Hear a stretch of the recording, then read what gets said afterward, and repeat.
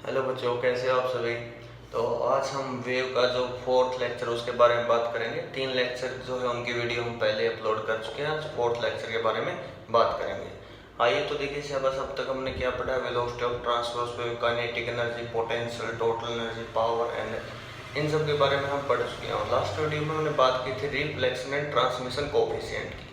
अगर आपने वो वीडियो नहीं देखी है तब एक बार विजिट कीजिएगा। पीछे के जो लेक्चर हैं उनको कंप्लीट करें। ये BSc fourth, IIT JEE, NEET, IIT JEE main advance उन सभी के लिए यूजफुल है। ओके, तो आज हम बात करेंगे जो लास्ट जो रिजल्ट आया था हमारे पास रिफ्लेक्शन और ट्रांसमिशन कोफिशिएंट की बात करूंगा। जो रिफ्लेक्शन कोफिशिएंट आया था वो हमारे पास आया था K1 minus K2 divide by में K1 plus K2 into AI। इसी प्रकार जो ट्रांसमिशन कोफिशिएंट आया था वो आया था 2K1 डिवाइड बाय में K1 plus K2 into AI। Okay, पतली रस्सी, मोटी रस्सी, इन सभी के बारे में हमने बात कर ली थी। अब इसका जो यूज होगा इन द फॉर्म ऑफ वेलोसिटी वो कैसे होगा। देखिए सिलेबस कोई इतना मुश्किल नहीं है। जो वेलोसिटी का फॉर्मूला वो हम यूज करेंगे, V is equal to omega by K. Omega जो है this is basically function of frequency जो सेम रहेगी, तो ओमेगा सेम रहेगा। V1 को हम लिखेंगे ओमेगा बाई K1 और V2 को लिखेंगे ओमेगा बाई K2। बस इतना सा ध्यान रखना है। इसका हम यूज करते हुए नए फॉर्मूले जो वो बनाएंगे। यहाँ देखिए बस अब रिफ्लेक्शन जो कोफिशिएंट है AR वो क्या होगा, K1 minus K2 divide by में K1 plus K2 into AI। यही है। अब K1 को क्या लिखेंगे, इसको ऊपर लेके आएंगे बेटा, V1 को नीचे, तो क्या बनेगा omega by V1 minus omega by V2 in the similar way omega by V1 plus omega by V2 into AI।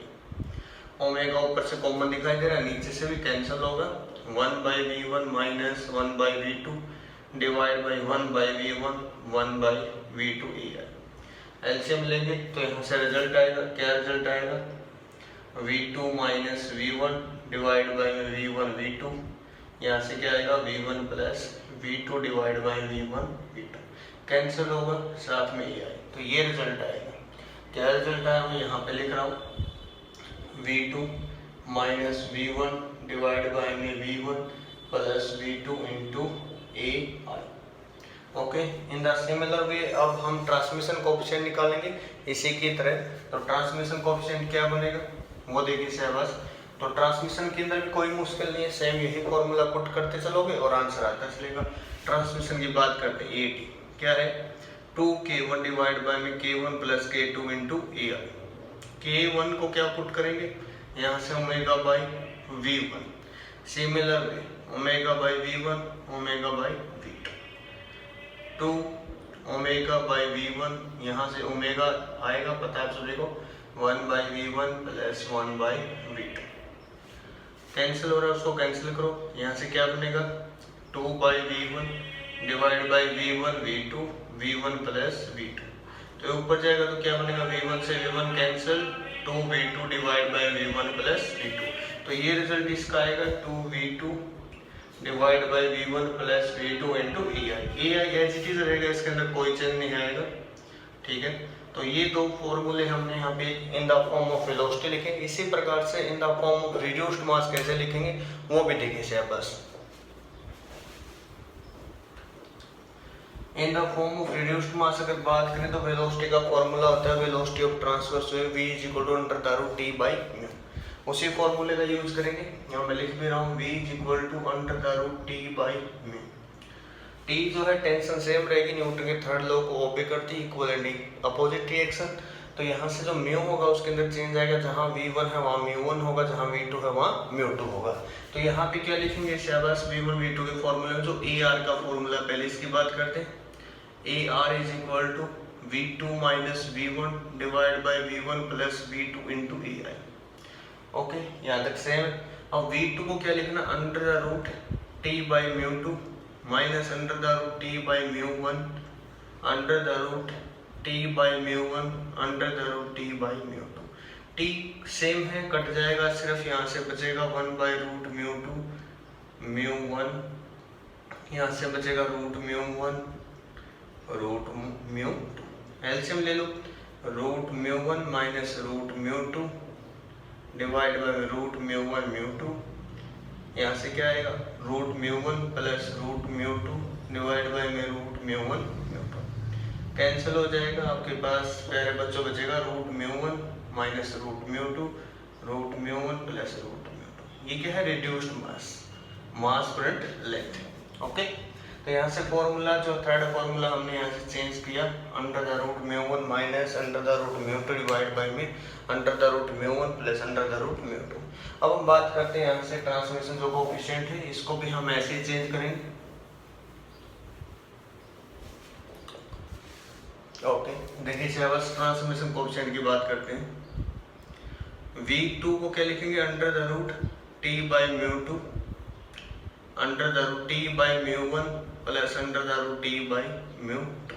ठीक है, रूट T कॉमन आएगा, नीचे से कैंसिल होगा, सेम रूट म्यू टू, यहाँ बचेगा 1 by root mu one plus 1 by root mu two, 2 by root mu two है, यहाँ पे एलसीएम लोगे तो क्या आएगा root mu one mu two, LCM आएगा root mu two plus root mu one, जो कैंसिल हो यहाँ से म्यू टू से म्यू टू कैंसिल होता दिखाई दे रहा है आपको, तो क्या आएगा 2 root mu one divide by में root mu one plus root. तो ये इसके कुछ एक जो रिजल्ट थे वो इस प्रकार से होंगे, उम्मीद करता हूँ सभी को समझ में आए होंगे। अब ये क्वेश्चन है बस, 2 लीनियर मास डेंसिटी गिवन है, एक लीनियर मास डेंसिटी गिवन है mu one 16 kg per metre और एक लीनियर मास डेंसिटी गिवन है 9 kg per metre, both are joined end to end and we have to find out the ratio of AR to AI। ये पूछा गया क्या है, दो स्ट्रिंग है जिसके लीनियर मास डेंसिटी गिवन है 16 and 9 kg per metre in the unit as shown in the figure, जो क्वेश्चन के अंदर गिवन है सॉरी। तो AR जो रिफ्लेक्शन कोएफिशिएंट है उसकी इंसिडेंट जो कोएफिशिएंट है उसके साथ हमारे पास रेशो पूछे गए, तो जो फॉर्मूला होगा वो पुट करोगे, फॉर्मूला पुट करते ही आपके पास क्या आ जाएगा, इसका आंसर आ जाएगा। अब रूट करके लिखोगे 4 आएगा, इसका कितना आएगा 9 का 3, 4 प्लस 3, तो 1:7 इसका आंसर होगा। ठीक है, अब हम नेक्स्ट जो टॉपिक है स्टैंडिंग वेव स्टेशनरी वेव उसके बारे में बात करेंगे। तो होता क्या है बेसिकली, जब दो वेव डिफरेंट डायरेक्शन से आ रही होती हैं, अपोजिट डायरेक्शन से आ रही होती हैं, तो उन दोनों के मिलने से क्या होगा, उन दोनों के मिलने से जो वेव जो बनेगी वो ट्रैवलिंग ना होकर स्टैंडिंग या उसको स्टेशनरी वेव बोलते हैं। क्या उसका एम्पलीट्यूड होगा, यहीं से नोड एंटी नोड जो है वो आएंगे, फिर उसके बाद केस होंगे both the end are fixed, one end open one fix. तो इसके बारे में बात करते हैं, आइए शाबाश स्टार्ट करते हैं। देखिए शाबाश, अब हम बात करेंगे स्टैंडिंग और स्टेशनरी वेव। जब दो वेव जिसका एम्पलीट्यूड सेम है, फ्रीक्वेंसी सेम है, जब दो वेव अपोजिट डायरेक्शन से आते हैं तो उस केस में जो कॉम्बिनेशन होगा उसको बोलते हैं स्टैंडिंग या स्टेशनरी वेव। ये ट्रैवलिंग वेव नहीं होती, ट्रैवलिंग वेव जो मूवमेंट की वजह से होती है, एक जगह रुकी होती है। स्टेशनरी वेव स्टैंडिंग वेव जैसे नाम से पता चल रहा है। ठीक है, तो मैं हेडिंग डाल रहा हूँ स्टेशनरी या फिर स्टैंडिंग वेव किसको बोलते हैं। तो यहाँ देखिए शाबाश, स्टेशनरी या फिर स्टैंडिंग वेव, जब दो वेव जो है, एक का डिस्प्लेसमेंट है y1 से मैं लिख रहा हूँ a sin kx minus omega T, एक मैंने लिखा a sin kx plus omega T. तो प्यारे बच्चों, क्या आप यहाँ से बता सकते हो कि कौन सी इनमें से वेव पॉजिटिव में जा रही है, कौन सी नेगेटिव में जा रही है। मैंने आपको ट्रिक बताई थी कि इन दोनों में से कोई भी एक साइन अगर अपोजिट है तो वो जा रही है किसके अंदर, पॉजिटिव एक्स एक्सिस में। इन दोनों में से दोनों सेम है, आइदर बोथ आर पॉजिटिव और negative, in that case the wave is travelling in negative axis. ठीक है, अब इन दोनों को जैसे सिंपल ऐड करेंगे बाय द ट्रिग्नोमेट्रिक फॉर्मूले y1 प्लस y2, यहाँ से a sin a minus b का फॉर्मूला होता है sin a cos b minus a साथ रहेगा minus cos a sin b, लिख दिया फॉर्मूला। ठीक है, ऐसे नीचे वाले का फॉर्मूला लिखेंगे sin a cos b plus cos a sin b। अब जो कटे उसको काट देना और एज इट इज लिख देना 2a sin kx cos omega t। cos omega t time का फंक्शन, इससे आगे जो बच गया ये इसका वेव का एम्पलीट्यूड कहलाता है। और यही वो चीज है जहां से हमें नोड या एंटी नोड के बारे में पता चलेगा। अब नोड या एंटी नोड क्या होते हैं, किसको बोलते हैं सर, नोड किसको बोलते हैं, एंटी नोड। इस एम्पलीट्यूड से पता चलेगा बेटा नोड और एंटी नोड। ठीक है। Anti node is the maximum displacement position is called antinode and the minimum में n आएगा तो नोड, मैक्सिमम के अंदर अगर बात करें a आएगा तो एंटीनोड। ध्यान रख सकते हो आप इसको इस प्रकार से, ठीक है। Maximum displacement, minimum displacement, like zero displacement particle के बीच में, तो उस पोजीशन को बोलेंगे नोड और इसको बोलेंगे एंटीनोड। अब हम बात करते हैं नोड और एंटीनोड की पोजीशन कैसे निकालेंगे। साइन की किस वैल्यू के ऊपर नोड होगा, किसके ऊपर एंटीनोड होगा, दोनों के बीच में सेपरेशन कितना होगा, दो नोड में कितना होगा, दो एंटीनोड में क्या होगा, एक नोड एक एंटीनोड। दोनों के दोनों साइमल्टेनियसली चलते हैं, पहले नोड आएगा फिर एंटीनोड, फिर नोड फिर एंटीनोड। ये ऐसे नहीं होगा कि सर दो नोड एक साथ आ जाए दो एंटीनोड, बिल्कुल भी नहीं होगा। तो इसके बारे में आइए सिलेबस जानते हैं और ज़्यादा बिल्कुल बेसिक से। अब ये इक्वेशन आई, ये इंपॉर्टेंट है जो यहाँ पे लिखी हुई। अब इसका जो एम्पलीट्यूड है जो आगे दिख रहा है ये बताएगा हमें position of node and antinode. हम बात करते हैं पहले नोड की, ठीक है। नोड क्या होगा, यहाँ से नोड किसके लिए होगा, मीनियम के लिए। तो साइन की एक्स की वैल्यू मीनियम किसके ऊपर हो सकती है, ये तो चेंज होगा नहीं एम्पलीट्यूड ऑफ साइन की एक्स मीनियम किसके ऊपर होगा, जब की एक्स जो है यहाँ आपके पास क्या हो, जीरो हो, ठीक है। साइन जीरो पे जीरो होता है, 180 है, इस प्रकार से 360 है, तो इन सभी वैल्यूज पे साइन की वैल्यू क्या होती है, जीरो, ठीक है। जीरो है, 180 है, 360 है, मीन जीरो है, पाई है, 2 पाई है, 3 पाई है। तो सिंपली हम बोल सकते हैं कि साइन n पाई, जब की एक्स की वैल्यू n पाई के इक्वल होगी, n की वैल्यू 0 1 2 3 हमारे पास जो होगी, n क्या होगा 0 1 2 3 4 इस प्रकार चलेगा। अब यहाँ से जो हमारे पास के एक्स की वैल्यू आई वो कितनी आई है, n इंटू पाई। तो इस बात का ध्यान रखो के X is equal to n pi होगा। अब जो के होता है, के क्या होता है 2 pi by lambda, 2 pi by lambda into X is equal to n pi. Pi से पाई, एक्स की वैल्यू आई आपके पास n लैम्डा बाई 2। ये जनरल फॉर्मूला होगा पोजीशन ऑफ किसके लिए, नोड के लिए। नोड की पोजीशन कहाँ आएगी किसी वेव के अंदर। अब हम बात करते हैं एंटी नोड की, तो एंटी नोड भी यहीं से निकलेगा। अब साइन की एक्स क्या करना, मैक्सिमम। साइन की एक्स मैक्सिमम कब, जब यहाँ पे आपके पास क्या हो 90 है, ठीक है, फिर आपके पास 270 है। इसी प्रकार जब इसके अंदर ऐड करते जाएंगे जो भी टर्म आएगी हमारे पास, इस टर्म में इसको बोलते हैं pi by 2, 3 pi by 2, 5 pi by 2, ऐसे चलेगा 7 पाई बाई 2। इसको जनरली इस फॉर्मेट में लिख सकते हो 2n plus 1 pi by 2। n की जगह क्या पुट करोगे, यहाँ से 0 1 2 3 4 पुट करते जाओगे, रिजल्ट आता चलेगा, ठीक है।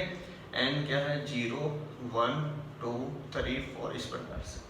तो यहाँ से के एक्स की वैल्यू ये है, के को क्या पुट करेंगे again 2 pi by lambda 2n plus 1 pi by 2, पाई से पाई कटेगा, ठीक है। x की वैल्यू कितनी आएगी आपके पास, यहाँ से अगर x निकालेंगे तो आएगा 2n प्लस 1 लैम्डा बाई 4, 2 ये था 2 ये होगा।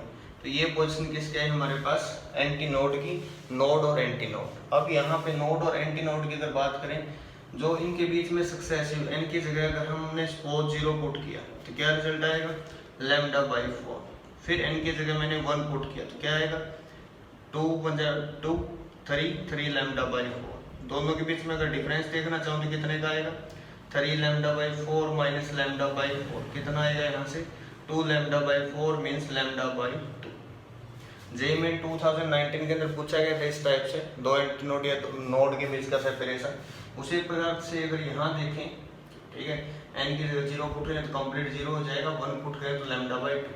तो इनका जो सेपरेशन आएगा वो भी क्या आएगा, लैम्डा बाई 2। तो लैम्डा बाई 2 का सेपरेशन होता है चाहे दो एंटी नोड हो चाहे दो नोड हो, और एक नोड और एक एंटी नोड के बीच में लैम्डा बाई 4, ठीक है। ध्यान रह जाएगा। उम्मीद करता हूँ आपको ये बिल्कुल समझ में आ जाए, कोई इसके अंदर कोई परेशानी नहीं होगी। जैसे ही हम इसको कंप्लीट फिनिश करेंगे तो हम इसके प्रीवियस ईयर क्वेश्चन के बारे में बात करेंगे। फिर जो साउंड वेव है, लैपलेस करेक्शन है, डॉपलर का इफेक्ट है, उसके बारे में हम बात करेंगे।